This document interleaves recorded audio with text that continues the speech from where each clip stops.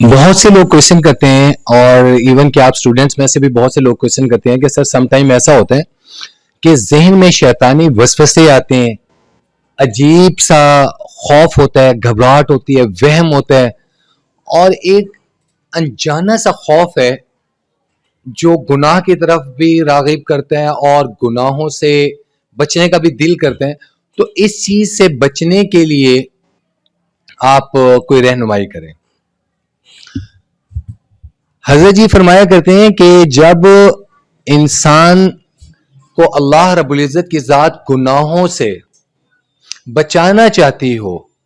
اور شیطان اس پر غالب آنا چاہتا ہو، تو اس صورت میں شیطان کا کیا کام ہوتا ہے؟ وہ ذہن میں وسوسے،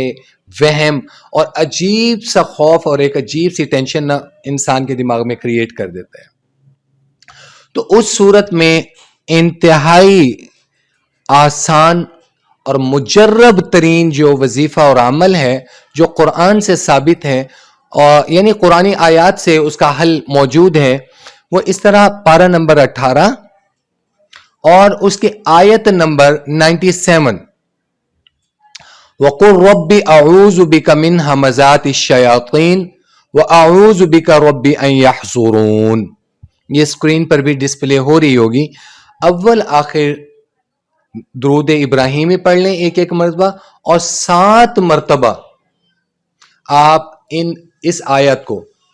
قُلْ رَبِّ أَعُوذُ بِكَ مِنْ ہَمَزَاتِ الشَّيَاطِينِ وَأَعُوذُ بِكَ رَبِّ أَنْ يَحْضُرُونِ آنکھیں بند کر کے اس کو پڑھ کر اپنے جسم پر سر سے لے کر پاؤں تک ہاتھ پھیر دیں دم کر کے، اور پانی پہ دم کر کے یہ بھی پی لیں. انشاءاللہ اللہ کے فضل و کرم سے